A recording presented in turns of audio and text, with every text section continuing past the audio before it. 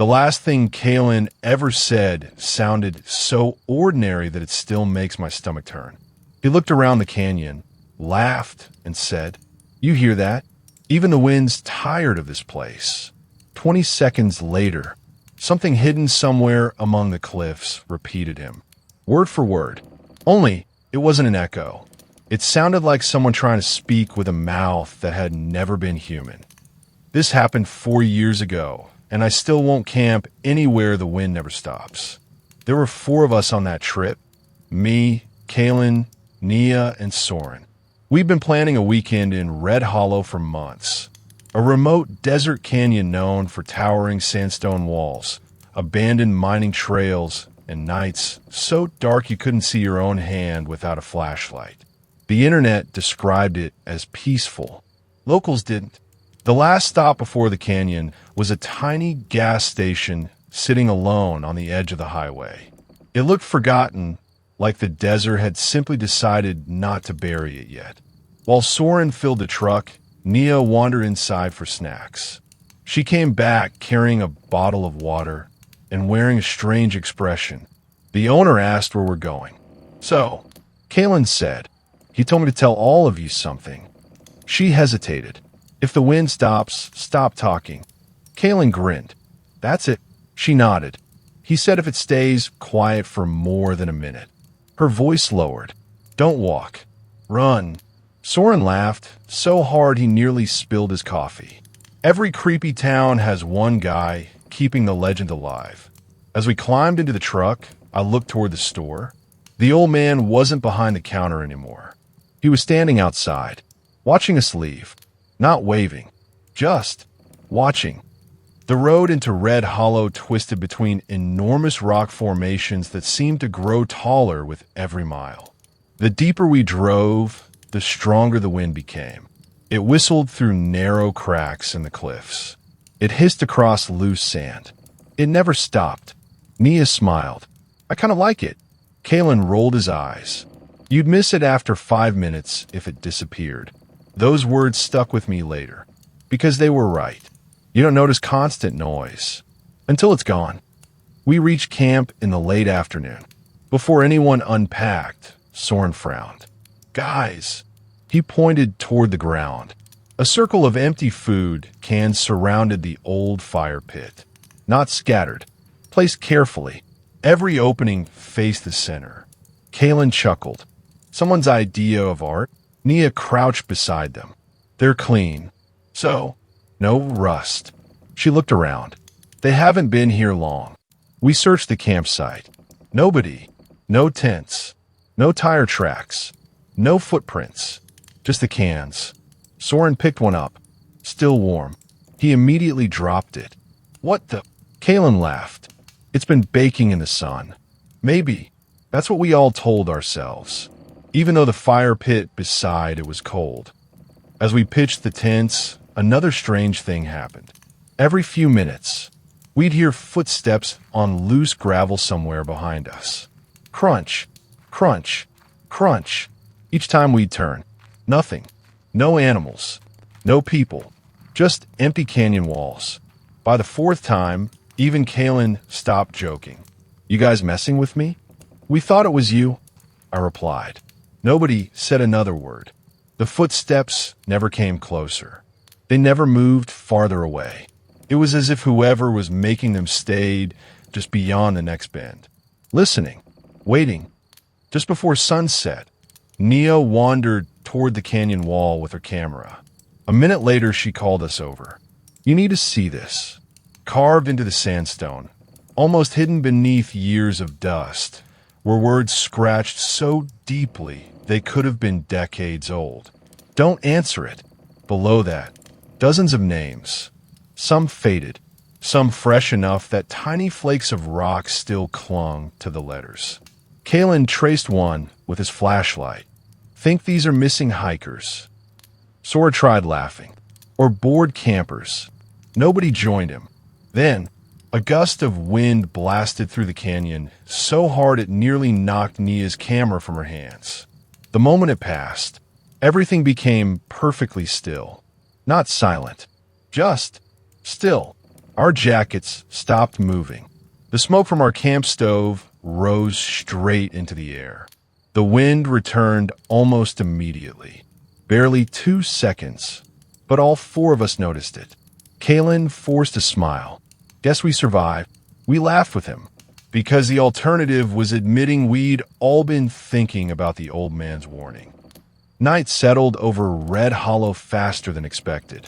The cliffs swallowed the last traces of sunlight, leaving only the glow of our campfire. Conversation eventually drifted back to normal. Ghost stories, embarrassing memories, plans for the next day's hike. Then Soren frowned. Did any of you just whistle? No, I thought I heard. He stopped. From somewhere deep inside the canyon, a whistle echoed back. 3 slow notes. Exactly the same tune Soren always whistled when he was nervous. The 4 of us looked at him. His face went pale. I haven't whistled all day. No one had. The wind carried the sound away. For a moment, everything felt normal again. Then Nia quietly whispered, "Why does it know your whistle?" Before anyone could answer, the wind stopped. Not gradually, not like a breeze fading away. 1 second it filled the canyon. The next, it was simply gone. The fire froze in place. Its flames no longer danced. Smoke climbed into the night in a perfectly straight line. Nobody spoke. I watched the timer on my watch without meaning to. 8 seconds. 15. 22. Every instinct told me to stay quiet. Then something rolled across the ground. A pebble. It stopped beside Kalen's boot. Another landed near the fire. Then another. None of them fell from above. They came from somewhere deeper inside the canyon, like someone was gently tossing them toward us. Soren swallowed. Is somebody out there? Nia grabbed his sleeve before another word could leave his mouth. Don't. 34 seconds. 35. 36. Kalen looked around with an uneasy smile. This is getting ridiculous. Nobody answered. He sighed. I'm not sitting here scared because the wind. He never finished. The canyon finished it for him. I'm not sitting here scared because the wind. The voice drifted through the darkness behind us. Not loud, not whispered, careful, like someone reading from a page for the first time. Every word carried a thick, wet rasp. Then silence returned. No one moved. Kalen's smile disappeared. That wasn't an echo. Before anyone could respond, the same voice spoke again. Closer. This is getting ridiculous. His exact words, spoken exactly as he'd said them less than a minute earlier. Except, it laughed after finishing the sentence. Kalen hadn't laughed. Soren snatched his truck keys from the camp table. We're leaving. No arguments. No debate. We grabbed whatever was within reach and hurried toward the trail. Halfway there, Nia stopped. My camera. It's not worth it, I said. It has everything from today.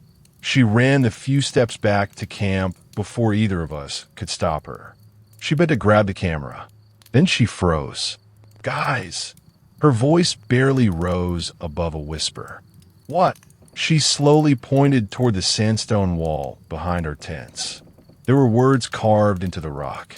Fresh. The dust was still falling from the cuts. They hadn't been there earlier. There were only 4 lines. We heard you arrive. We heard you laugh. We heard your names. The 4th line wasn't finished. As we watched, a deep scratching sound echoed through the canyon. Invisible claws carved another letter into the stone. Then another. The message continued writing itself. No one was touching the wall. The final line became complete. Now we know your voices. The scratching stopped. For 1 heartbeat. Nothing happened. Then something answered from somewhere high above us. Not one voice. Many. Kalen. Nia. Soren. Then, my name. Every voice pronounced it differently. Some sounded young. Some old. Some almost human. Some not even close. Run. This time we didn't hesitate. The canyon erupted around us. Voices spilled from every direction, not random words. Entire conversations. The joke Soren made at the gas station. Nia asking if the wind ever stopped. Kalen complaining about the drive. Every sentence we'd spoken since entering Red Hollow. They weren't echoing anymore. They were talking over each other, as though dozens of unseen mouths were trying to practice being us. The farther we ran, the better they became. Soon I couldn't tell which voices belonged to my friends. Then one of them said something none of us had ever spoken. "Don't leave me." It sounded exactly like my mother. I almost stopped. Almost. Nia grabbed my backpack and pulled me forward. "Keep moving." Behind us. Someone laughed. Not Kalen. Something wearing Kalen's laugh. We reached the narrowest part of the canyon. Only one person could pass through at a time. Soren went first. Then me. Nia. Kalen was last. A loud crack echoed above us. Not rock breaking. Weight shifting. I looked up just enough to see movement. Not a body. Not an animal. Just pale shapes unfolding along the cliff edge before disappearing into darkness. Kalen never saw them. Something whispered his name. Softly. Patiently. He turned. Just once. His flashlight illuminated empty rock. He frowned. "Whose?" The beam shot straight into the sky. His scream lasted less than a second. Then, nothing. No falling rocks. No struggle. No footsteps. Just gone. Nia started toward where he'd been. I caught her arm. "We can't." Tears streamed down her face as we kept running. Behind us, Kalen's voice called out. "Guys!" Hope exploded inside me. Then he spoke again. I found them. The second sentence wasn't his. The voice cracked halfway through. Each word stretched into a bubbling gurgle, like lungs trying to speak underwater. Nia covered her ears. "It isn't him." We burst out of the canyon just as the first hint of dawn touched the horizon. The instant sunlight reached the cliffs, the wind returned. Violently, it roared through Red Hollow with enough force to throw sand across the road. Every voice stopped. The silence broke. We collapsed beside the truck, gasping for breath. Neither of us looked back. Search teams spent 8 days combing the canyon. They found our tents, our fire, my dropped flashlight, even Nia's camera. The memory card held hundreds of photos. Except, neither Kalen nor Soren appeared in a single one. Not one. It was as if they had never been on the trip. The only strange image was the last photograph. Nia didn't remember taking it. It showed the canyon wall behind our campsite. The fresh message was gone. In its place were just 5 words carved deep into the sandstone. "Thank you for teaching US." I enlarged the picture until the pixels blurred. Hidden inside each carved letter were tiny human fingerprints. Thousands of them, all pointing outward, as though countless hands had been trying to claw their way out of the rock. I deleted the photo. It didn't matter. I still see it every time I close my eyes. And every now and then, on nights when the wind suddenly dies, someone whistles Soren's 3-note tune just outside my window. I never check who's standing there, because whatever learned our voices that night never learned how to leave. I've spent years trying to convince myself that what happened in those mountains was a trick of exhaustion. Then, 3 months ago, I received an envelope with no return address. Inside was a single photograph. It showed the trail where my brother vanished. Someone had circled the treetops in red ink. Underneath, in shaky handwriting, were 6 words. "You looked longer than you remembered." I burned the photograph. I still remember what was circled. There were 4 of us that October. Me, my older brother Everin, our friend Maria, and Callum. We weren't amateur campers. We'd hiked the Appalachians before and knew how quickly weather could change. What we weren't prepared for was a forest that seemed to change with us. The trailhead was almost empty when we arrived. Just one pickup truck, one Ranger, and a weathered wooden notice board. Most of the posted flyers had faded into unreadable patches of paper, except for one newer sign fastened with fresh nails. It read, "3 bells mean the trail is closed. Do not look up." Callum chuckled. That's one way to scare tourists. The ranger looked over from his truck. I wouldn't joke about that. Everin smiled politely. So what's it actually mean? The ranger hesitated just long enough to make us pay attention. I've never asked. You don't know. I know enough. He climbed into his truck. If you hear 3 bells, you shut the door. Leave the way you came. What if we're already past the sign? Mireya called. The ranger didn't answer. He simply drove away. The first hour was beautiful. Golden leaves drifted through shafts of sunlight. A narrow creek followed the trail. The forest smelled of damp earth and pine. For a while, the warning became another funny story. Then Callum stopped walking. Didn't we already pass this? A dead tree leaned over the path, split clean down the middle by lightning. Ever nodded. I remember it. So why are we here again? None of us had turned around. We checked the map. Still heading north. Still on the correct trail. We shrugged it off. 5 minutes later, we found another strange thing. Someone had stacked 7 stones beside the path. Perfectly balanced. Mireya smiled. Trail marker? Everin shook his head. No. He pointed behind us. There was another identical stack. Then another. Then another. Each one exactly the same height. Exactly the same shape. Like copies. Callum frowned. I don't remember those. Neither did I. By late afternoon, the fog arrived. Not thick enough to hide the trail. Just enough to blur the forest beyond it. Everything outside the path became pale gray. The strange thing was, the fog never crossed onto the trail itself. It stayed between the trees, following us, watching us. Then came a first sound, a low groan from somewhere above. Not like branches rubbing together.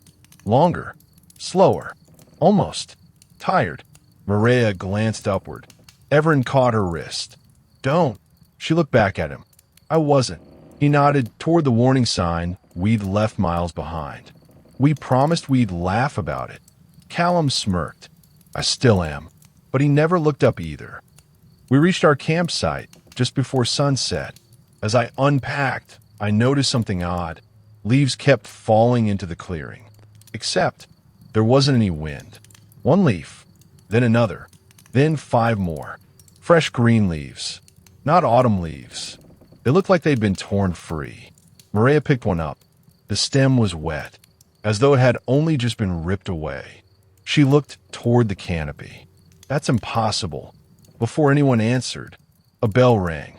Far away. The sound drifted through the fog like it had traveled for miles. Callum laughed nervously. Somebody's messing with us. A second bell echoed. Closer.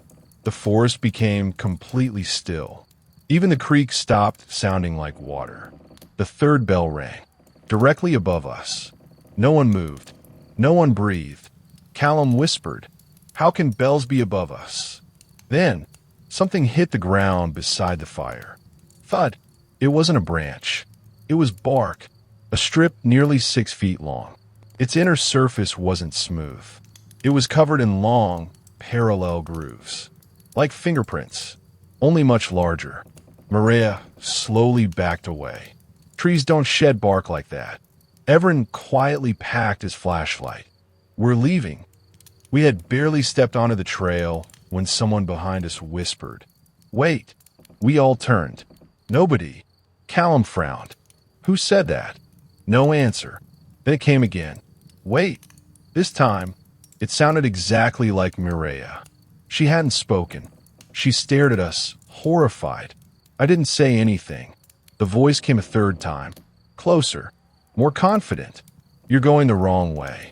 It sounded exactly like Everin now. We ignored it and kept walking. The voice didn't follow. Instead, it laughed. A deep, wooden creaking laugh that rolled through the trees. The fog began to move. Not with the wind. Toward us. 10 minutes later, the trail ended. Not at a cliff. not at a river. It simply stopped. Beyond it stood a wall of enormous trunks packed so tightly together there wasn't enough room to squeeze between them. Callum looked at the GPS. We're still on the trail. There is no trail, Moreo whispered. Everin stepped closer, then froze. Don't. What? He swallowed hard.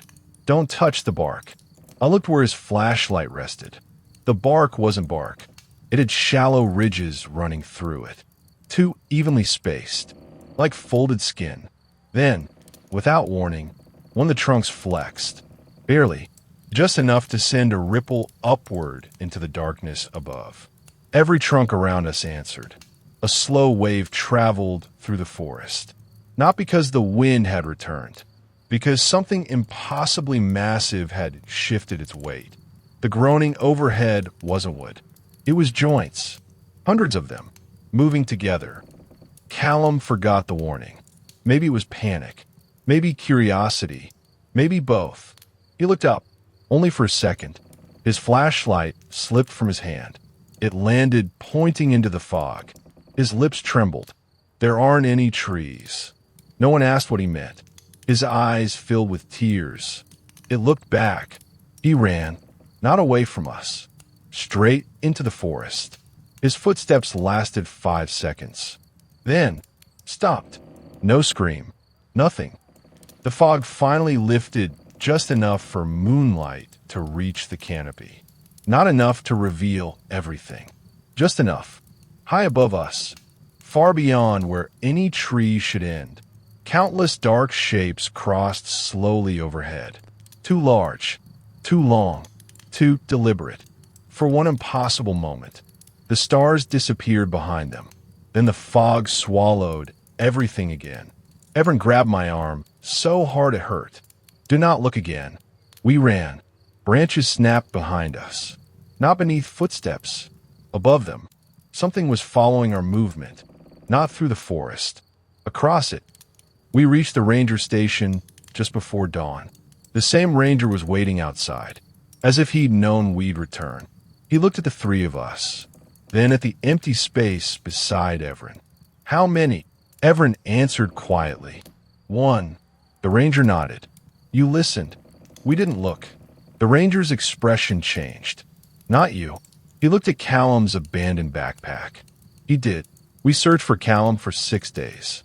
Nothing. No body. No tracks. Only his flashlight. Still switched on. Still pointing straight up. I used to think the warning was about curiosity. It wasn't. Curiosity only gets you noticed. The real mistake is believing the forest ends where you stop seeing it. Because sometimes when I'm outside at night, I'll hear 3 bells, and every tree around me suddenly feels much taller than I remember. I used to think curiosity was what got people killed. Now I think it's something worse. Kindness.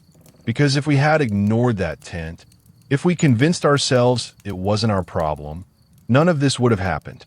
Instead, we tried to help, and whatever was waiting inside came back with us. There were 4 of us that summer. Me, Thayer, Alara, and Bram. We'd rented 2 small boats and spent the afternoon weaving through a maze of bayou channels where the cypress trees grew straight out of black water. Spanish moss draped from every branch. Dragonflies skimmed the surface, and the air was so thick with humidity that every breath felt warm. Locals had warned us not to stay after dark, not because of alligators. One old fisherman had said something stranger. If you find a campsite that looks too clean, he stared at the water instead of us. Keep moving. Thayer laughed. So messy campsites are safe. The fisherman never smiled. You'll know the difference. The farther we paddled, the quieter the swamp became. Not silent, just incomplete. The frogs stopped first, then the insects. The only sound left was the steady drip of water from the trees. Alara frowned. Has anyone else noticed? What? We haven't seen a single bird in almost an hour. She was right. The trees felt abandoned, as if everything alive had left long before we arrived. Then Bram pointed ahead. There, a campsite stood on a narrow patch of dry land. It looked perfect. The firewood was stacked neatly. A lantern hung from a branch. A folding chair faced the water. Everything looked freshly arranged. Too freshly. There wasn't a single footprint in the mud. "Hello," Thayer called. Nothing. We stepped on a shore. The fire pit was cold. A pot sat over it, still half full of rainwater. Alara crouched beside it. This can't have been abandoned long. Then she noticed the tent. Bright orange. Spotless. Not a stain. Not a wrinkle. As though someone had unpacked it only minutes earlier. Tucked beneath one of the guide ropes was a folded note. I opened it. My stomach tightened. "I'm still inside. Please don't unzip it." Bram looked at me. "Is this some kind of joke? What if someone's trapped?" Alara whispered. Thayer stepped toward the entrance. "If there's even a chance." I grabbed his shoulder. "Wait." He looked back. "What if it's real?" That was the problem. What if it was? We called out again. No answer. Thayer knelt beside the zipper. "I'm opening it." Alara closed her eyes. The zipper slid down slowly. The tent opened. Inside, sleeping bag, backpack, flashlight. No person, no blood, nothing. Just an empty tent. The four of us let out the same nervous laugh. Bram shook his head. Someone's got a twisted sense of humor. Then Alara frowned. Didn't that backpack just move? We all looked. It hadn't. At least, we didn't think it had. We zipped the tent closed exactly as we'd found it and walked back toward our own campsite. Halfway there, I looked over my shoulder. The tent flap was open again, just a few inches. None of us had touched it. Night settled over the swamp like a heavy blanket. The darkness wasn't just around us. It seemed to absorb the beam from our flashlights. Even if fire struggled to push it back. To calm ourselves down, we started playing cards. Thayer deliberately joked, louder than usual. Tomorrow we're finding that fisherman and asking for a refund on his ghost story. No one laughed. Something felt off. Not outside. Inside camp. Alara slowly counted our backpacks. 1, 2, 3. She looked up. "Where's yours?" I turned. Mine was gone. We searched everywhere. Under the boats. Inside the tents. Near the fire. Nothing. Bram frowned. Nobody left camp. Then Thayer pointed into the darkness. There, my backpack sat at the edge of the trees. Standing upright. Facing us. It hadn't simply been dropped. Someone had carefully placed it there. None of us wanted to retrieve it. Eventually, Bram walked over. He unzipped it. Everything was inside. Except my compass. It was missing. "We're leaving at first light," Thayer said. Nobody argued. Then, click, all four of us turned. A compass lay in the middle of the campsite. Its needle spun wildly. Click, another compass landed beside it. Then another, old, rusty, different sizes. One after another, compasses began dropping into camp from the darkness. Not falling from trees, rolling gently into the firelight, as though someone unseen was placing them just beyond our vision. There were dozens. Every needle pointed, not north, toward our largest tent, the one holding the rest of our gear. Alara whispered, "Everyone's outside." A slow scrape answered from inside the tent. The canvas shifted, not from wind, from something brushing against it. Once, then again. Thayer stepped forward. "Who's in there?" No answer. The zipper moved. One tooth, then another, not opening, closing, from inside, until the tent was completely sealed. The movement stopped. We stood frozen. Then, a hand pressed gently against the fabric, not pushing through, just resting there. Its fingers were too long. The joints bent the wrong way. The hand slowly slid downward, leaving no shadow behind it, only a depression in the canvas. Bram whispered, "Run." Nobody moved. Then a second hand appeared. Then a third. Not beside the first two. Higher, as if they belonged to something much taller than the tent itself. The lantern beside us went out. Every compass needle snapped toward the water. At once, we ran for the boats. Behind us, we heard the zipper, not opening quickly, slowly, patiently, as though whatever was inside knew there was no need to hurry. We shoved the boats into the channel and paddled as hard as we could. Halfway across the water, Ilera looked back. The tent. Our campsite was empty. The tent was gone. So was the fire. Only the compasses remained, floating on the black water. Hundreds of them, every single needle pointing at us. The police searched for the abandoned campsite the next morning. They never found it. Not the orange tent. Not our camp. Not even the patch of dry land. It was as if the swamp had swallowed the entire place overnight. Weeks later, Bram mailed me a package. Inside was my missing compass. No note. No return address. When I opened it, the needle wasn't pointing north. It wasn't spinning. It was perfectly still, pointing at my front door. 3 quiet knocks echoed through the house. I didn't answer. The knocks came again. This time, from the inside. People think the scariest thing about the mountains in winter is getting lost. They're wrong. The mountains don't want you lost. They want you to stop. Because if you stop in the wrong place, the mountain starts remembering you're there.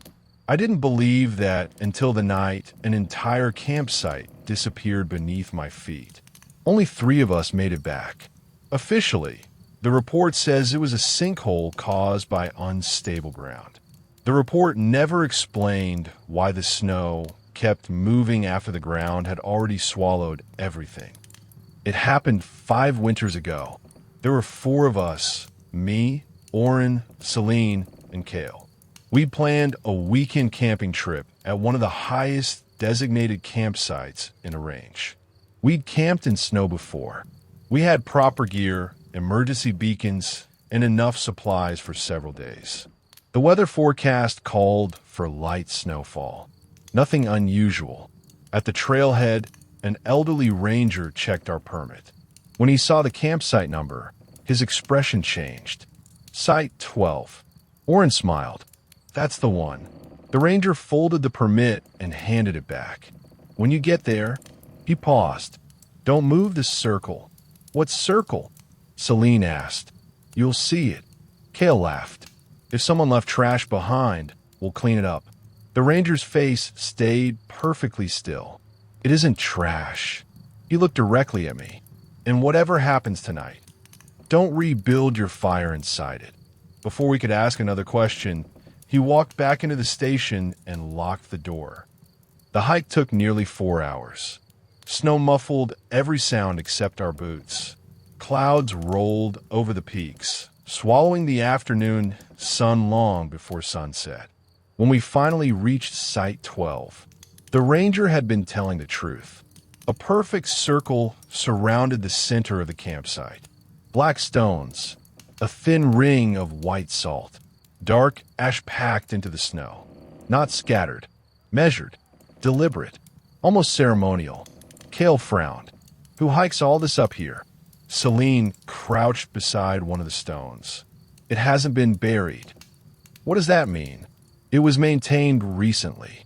There hadn't been fresh footprints anywhere on the trail. We set our gear outside the ring for about 5 minutes. Then reality got in the way. The flattest ground, the safest place for the tents, the best shelter from the wind, was inside the circle, or inside. We're overthinking this. He nudged one stone aside with his boot. Nothing happened. Kale kicked another. I guess the mountain didn't mind. Within minutes, we'd scattered the stones, brushed away the ash, and buried the salt beneath fresh snow. The circle disappeared. The campsite suddenly felt larger, for reasons I still can't explain, that made me uneasy. Night arrived fast. The temperature dropped below freezing. Our fire burned bright, and for a while, everything felt normal again. We ate, talked, laughed about the ranger's warning. Then Celine quietly asked, Did anyone move the chairs? We looked. The camping chairs had been arranged in a rough circle around the fire. Now, they were closer together, only by a few inches. Cale shrugged. We probably kicked them. Nobody remembered doing that. A few minutes later, my mug slid across the snow. By itself. Not fast. Slowly. Toward the center of camp. It stopped. Orrin walked over and picked it up. The ground must be uneven. It wasn't before, Celine replied. An hour later, I noticed something else. The fire looked lower, not smaller. Lower. The flames burned at knee height, but the rocks around the fire pit seemed taller. I stood. Everything looked normal. Then I sat again. The fire looked lower. I blinked. Do you guys see that? Cale frowned. See what? The fire. Orrin knelt beside it. His face slowly lost color. The fire isn't sinking. What? He pointed at our boots. We are. No one understood. Until Celine drove a trekking pole into the snow beside her chair. The pole stayed upright. She stepped away from it. The pole now reached almost to her shoulder. Not because it had moved, because the ground beneath us had dropped. Barely. Maybe an inch. But it had dropped. Everything inside the place where the circle had once been was slowly sinking. We packed in silence. No panic. Not yet. Then Cale tried lifting one of the tents. It wouldn't budge. The stakes hadn't frozen. The ground was gripping them. He pulled harder. The entire campsite trembled. A deep sound rolled beneath us. Not a crack. Not an avalanche. A slow, deliberate exhale. Every flashlight flickered. The fire shrank to blue flames. Then something impossible happened. Footprints appeared in the snow beyond camp. One after another, except nothing stepped on the snow. The prints formed from underneath. The snow bulged upward first, then collapsed into the shape of a footprint. Each one moved closer. Steady, patient, as though something buried deep below was walking just beneath the frozen surface. Toward us. We're leaving. Now. We abandoned almost everything. As we reached the edge of camp, Celine stopped. The stones, scattered where we'd kicked them hours earlier. The black stones were moving, not rolling, turning. One by one, they slowly rotated until they faced the center of the clearing. Every single one, like compass needles. Then they stopped. The ground shuddered so violently that all four of us fell. Our tents vanished. Not collapsed. Vanished. The snow folded inward without a sound, swallowing them whole. The fire disappeared next. No smoke. No sparks. Just gone. Then the center of the campsite opened. Not like a hole. Like a mouth taking one slow breath. The snow sank in a perfect circle. Deeper. Deeper. The darkness beneath it wasn't rock. It wasn't soil. It was simply too deep. Far deeper than the mountain should have been. Something enormous shifted below. The snow above it rose into a long ridge. It traveled beneath the surface exactly the way a shark's fin cuts through water, only much larger. It circled us once, then stopped beneath Cale. He looked down. I can feel. The sentence never ended. The snow beneath him collapsed. He dropped straight down. No scream, no struggle. The mountain closed over him as if he'd never existed. Orrin grabbed my arm. Don't stop. We ran. Behind us, the ridge changed direction. It wasn't following our footprints. It was following our shadows cast by the moonlight. We crossed the old boundary where the circle had been. The ridge stopped instantly. It remained perfectly still beneath the snow, watching, waiting. Then, the black stones began sliding across the surface by themselves. One after another, they arranged themselves into the same perfect circle we destroyed. Only now, it was behind us, not around us. The mountain wasn't trying to keep something in anymore. It was sealing the opening again. Search and rescue arrived the following morning. Site 12 no longer existed. There was no crater, no broken trees, no sign that 4 people had camped there. Only a perfect ring of black stones surrounding untouched snow. The ranger met us at the trailhead. He didn't ask what happened. He only counted us. 3. He closed his eyes. I was hoping I'd be wrong. I asked him who rebuilt this circle every year. He stared at the mountains for a long time. No one. What do you mean? It rebuilds itself after every winter. I haven't been back, but every January, the park quietly closes Site 12. No explanation, no announcement, just a locked gate. Sometimes I wonder if they finally discovered what was beneath that campsite. Then I remember the last thing I saw before we reached the trailhead. High on a mountainside, far above the snow line, 4 figures were standing perfectly still.